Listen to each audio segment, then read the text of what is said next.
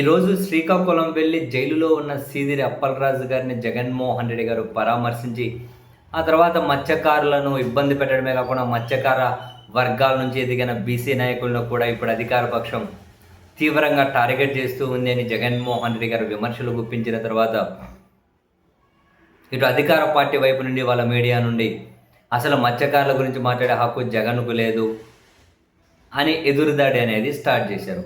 ఈ క్రమంలో వైఎస్ఆర్ కాంగ్రెస్ పార్టీ కూడా కొన్ని కీలక అంశాలను ప్రస్తావించుకుంటూ కీలక ప్రశ్నలను లేవనెత్తుతూ, అవును జగన్మోహన్ రెడ్డి గారికి మత్స్యకారుల గురించి మాట్లాడే హక్కు ఖచ్చితంగా లేదు అని చెబుతూ, వైఎస్ జగన్మోహన్ రెడ్డి గారికి మత్స్యకారుల గురించి మాట్లాడే హక్కు లేదా? అవును లేదనే అనాలి. ఎందుకంటే గత పాలకుల హయాంలో వారు పడిన కష్టాలను తీర్చి వారి జీవితాల్లో వెలుగులు నింపేందుకు ఆయన చేసిన పనులే ఇప్పుడు కొందరి దృష్టిలో ఆయనకు మాట్లాడే అర్హత లేకుండా చేస్తున్నట్లు కనిపిస్తోంది. సొంత రాష్ట్రంలోనే ఉపాధి కల్పించడమే నేరమా? భారతదేశంలో అత్యంత పొడవైన తీర ప్రాంతం ఉన్న ఆంధ్రప్రదేశ్లో గత ప్రభుత్వాలు మత్స్యకారుల జీవనోపాధికి అవసరమైన కనీస మౌలిక వసతులను కల్పించడంలో ఘోరంగా విఫలమైతే, జగన్ అధికారంలోకి వచ్చిన తర్వాత మత్స్యకారుల కోసం ఆధునిక మౌలిక సదుపాయాల కల్పనకు శ్రీకారం చుట్టారు. బహుశా అదే ఆయన మాట్లాడడానికి లేని అనర్హత కాబోలు.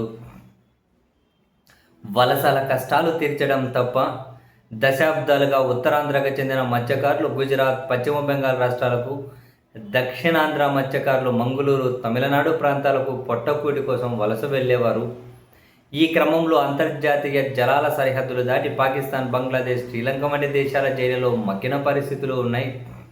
అటువంటి మత్స్యకారులు తమ సొంత ఊళ్ళలోనే కుటుంబాలకు దగ్గరగా ఉంటూ గౌరవంగా బతకాలన్న సంకల్పంతో జగన్ అడుగులు వేయడమే ఆయన మత్స్యకారుల గురించి మాట్లాడే హక్కు లేకుండా చేసిందా? ఫిష్ ఆంధ్రాతో మార్కెట్ విప్లవం సృష్టించడం తప్ప హబ్ అండ్ స్పోక్ మోడల్ ద్వారా ఫిష్ ఆంధ్ర పేరిట స్థానిక మార్కెటింగ్ను ప్రోత్సహించి మత్స్యకారులను వ్యాపారవేత్తలుగా మార్చేందుకు జగన్ ప్రభుత్వం కృషి చేసింది. ముఖ్యంగా కోవిడ్ సమయంలో ఎగుమతులు నిలిచిపోయినప్పుడు స్థానిక మార్కెట్లే మత్స్యకారులకు అండగా నిలిచాయి. వేలాది మత్స్యకార కుటుంబాలకు ఆర్థిక అండగా నిలిచిన ఈ పథకాన్ని అప్పట్లో కొందరు హేళన చేసినా ఇప్పుడు అదే జగన్కు అనర్హతగా మారిందా? రాష్ట్ర చరిత్రలోనే ఎన్నడూ లేని విధంగా ఒకే విడతలో రికార్డు స్థాయిలో ఫిషింగ్ హార్బర్లు, ఫిష్ ల్యాండింగ్ కేంద్రాల నిర్మాణానికి జగన్ శ్రీకారం చుట్టారు. ఎన్నో ఏళ్ల కలలను నిజం చేస్తూ చేపట్టిన ఈ అద్భుత ప్రాజెక్టులే ఇప్పుడు ఆయన మాట్లాడడానికి గల అడ్డంకులుగా మారాయా? చారిత్రాత్మక హార్బర్ల నిర్మాణం అపరాధమా? భారీగా పరిహారం పెంచడమే కారణమా? గతంలో ఎప్పుడూ లేని విధంగా ప్రమాదవశాత్తు మరణించిన మత్స్యకారుల కుటుంబాలకు ఇచ్చే పరిహారాన్ని జగన్ ప్రభుత్వం భారీగా పెంచింది. విపత్తు సమయాల్లో మత్స్యకారులకు ఆర్థిక భరోసా కల్పించడమే ఆయన చేసిన తప్ప సబ్సిడీలు, సంక్షేమ పథకాలు అందించడమే పాపమా? మత్స్యకారులకు డీజిల్ సబ్సిడీలను పెంచడంతో పాటు అమ్మఒడి వంటి విప్లవాత్మక సంక్షేమ పథకాలను అర్హులైన ప్రతి మత్స్యకార కుటుంబానికి జగన్ ప్రభుత్వం అందించింది. ఇంతగా వారి సంక్షేమానికి పాటుపడడమే ఆయనకు మత్స్యకారుల గురించి మాట్లాడే హక్కు లేకుండా చేసిందా? ఆంధ్రప్రదేశ్ దేశంలోనే అత్యధిక చేపల ఉత్పత్తి చేసే రాష్ట్రంగా మలిచారు. వైఎస్ జగన్మోహన్ రెడ్డి ప్రభుత్వ హయాంలో మత్స్యరంగ అభివృద్ధికి, మత్స్యకారుల ఆదాయం పెంపునకు, ఎగుమతుల ప్రోత్సాహకానికి, ఉత్పత్తి వ్యయాల తగ్గింపునకు అనేక చర్యలు చేపట్టారు. వీటి ద్వారా సాంప్రదాయ మత్స్యకారులు, చేపల పెంపకందారులు, ప్రాసెసింగ్ యూనిట్లు, ఎగుమతిదారులు లబ్ధి పొందారు. విశాఖపట్నం నుంచి నెల్లూరు వరకు విస్తరించిన తీర ప్రాంత జలాల్లో లక్షలాది కుటుంబాలు మత్స్యరంగంపై ఆధారపడి జీవిస్తున్నాయి. ఈ రంగంలో రాష్ట్ర ఆర్థిక వ్యవస్థలో కీలక పాత్ర పోషించడంతో పాటు వేలాది మంది మహిళలకు కూడా ఉపాధి కల్పిస్తోంది. మరి అదే జగన్ చేసిన నేరమా? దేశ మత్స్యకార రంగంలో అగ్రగామిగా ఏపీని నిలిపారు. 2 లక్షల హెక్టార్లకు పైగా ఆక్వాకల్చర్ విస్తీర్ణం జరిగింది. ఉత్పత్తి వ్యయాలు తగ్గాయి, ఎగుమతులకు ప్రోత్సాహం లభించింది. 555 పైగా మత్స్యకార గ్రామాలు.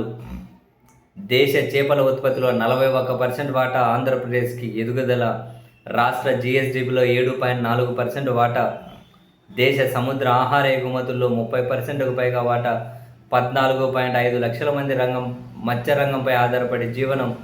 9 తీర ప్రాంత జిల్లాల్లో ప్రధాన జీవనాధారం.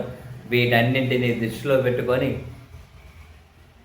జగన్ మత్స్యకారుల అభివృద్ధికి ఇతోధికంగా సహకారం అందించడమే ఆయన మత్స్యకారుల గురించి మాట్లాడే అర్హత లేకుండా చేసింది. ఆయనకు మత్స్యరంగంలో ఉపయోగించే పరికరాలు, యంత్రాలు, ముడి పదార్థాలపై పన్ను భారం తగ్గడంతో చిన్న మత్స్యకారులు, ఆక్వాకల్చర్ రైతులు, చేపల ప్రాసెసింగ్ యూనిట్లకు గణనీయమైన ప్రయోజనం కలిగింది. లబ్ధి పొందిన ప్రధాన వస్తువులు కనుక చూస్తే ఫిషింగ్ గేరు, చేపల నూనెలు, ప్రాసెస్డ్ ఫిష్ ఉత్పత్తులు, డీజిల్ ఇంజన్లు, వాటర్ పంపులు, ఏరేటర్లు, ఆక్వాకల్చర్లో ఉపయోగించే రసాయనాలు. దీనివల్ల ముఖ్య ప్రయోజనాలు చూస్తే ఉత్పత్తి వ్యయం తగ్గింది. చేపల పెంపకం, వేట, ప్రాసెసింగ్ ఖర్చులు తగ్గి మత్స్యకారులకు ఆర్థిక భారం తగ్గింది. చిన్న మత్స్యకారులకు భారీ ఊరట. సాంప్రదాయ మత్స్యకారులు, చిన్న చేపల పెంపకందారులు తక్కువ పెట్టుబడితో ఉత్పత్తి కొనసాగించే అవకాశం పెరిగింది. ప్రాసెసింగ్ యూనిట్లకు లాభం కలిగింది.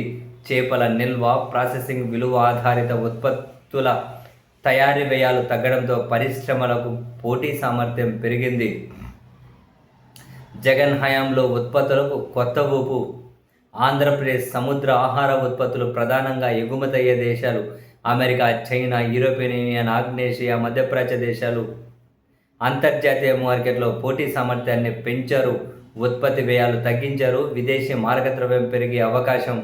విశాఖపట్నం పోర్టు కార్యకలాపాలకు మరింత ఊతమిచ్చారు. దీనివల్ల మహిళలకు బలమైన ఆదరణ కలిగింది.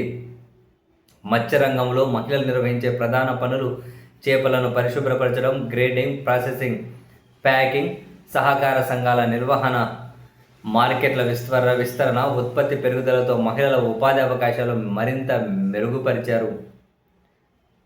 తీర ప్రాంత జిల్లాలకు ఎనలేని ప్రయోజనం. ఆ మేరకు తీసుకుంటే ఇటు నెల్లూరు, ప్రకాశం, గుంటూరు,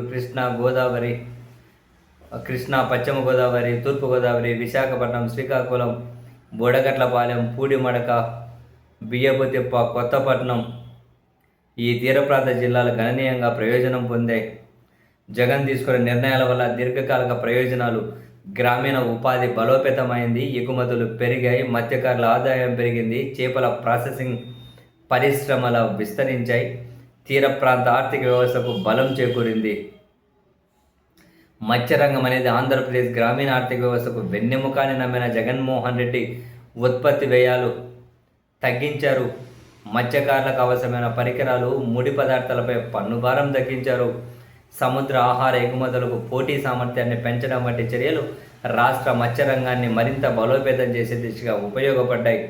ఈ మార్పులు తీర ప్రాంత జిల్లాల అభివృద్ధికి, మత్స్యకార కుటుంబాల జీవనోపాధి పెరుగుదలకు, ఆంధ్రప్రదేశ్ను దేశ మత్స్యరంగంలో అగ్రస్థానంలో నిలబెట్టేందుకు దోహదపడ్డాయి. ఏపీలో ఆక్వా యూనివర్సిటీ కోసం నరసాపురం నియోజకవర్గంలోని సిరిపల్లి, లిఖితపూడి గ్రామాల మధ్య 40 ఎకరాల భూమిని నాడు జగన్ ప్రభుత్వం కేటాయించింది. పరిపాలనా భవనాలు, కళాశాల భవనాల నిర్మాణానికి 332 కోట్ల వ్యయాన్ని ప్రభుత్వం ఆమోదించింది. రెండో దశలో 202 కోట్లతో సముద్ర తీరంలోని బియ్యపుతిప్ప సమీపంలో మెరైన్ కాలేజ్, పరిశోధన కేంద్రం ఏర్పాటు చేయాలని ప్రణాళిక రూపొందించింది. ఆక్వా యూనివర్సిటీ ద్వారా చేపల పెంపకానికి అవసరమైన శాస్త్రీయ, సాంకేతిక పరిజ్ఞానం అందుబాటులోకి వస్తుంది. నాణ్యమైన చేపల విత్తనాల అభివృద్ధి, పరిశోధనకు ప్రాధాన్యం లభిస్తుంది. వ్యాధుల నివారణ, ఉత్పత్తి పెంపు, ఆధునిక సాగు పద్ధతులపై రైతులకు శిక్షణ అందుతుంది. సాంప్రదాయ మత్స్యకారులకు సాంకేతిక మార్గదర్శకత్వం లభిస్తుంది. ఆక్వా రంగంలో ఉత్పాదకత పెరిగి రైతుల ఆదాయం మెరుగుపడే అవకాశం ఉంటుంది.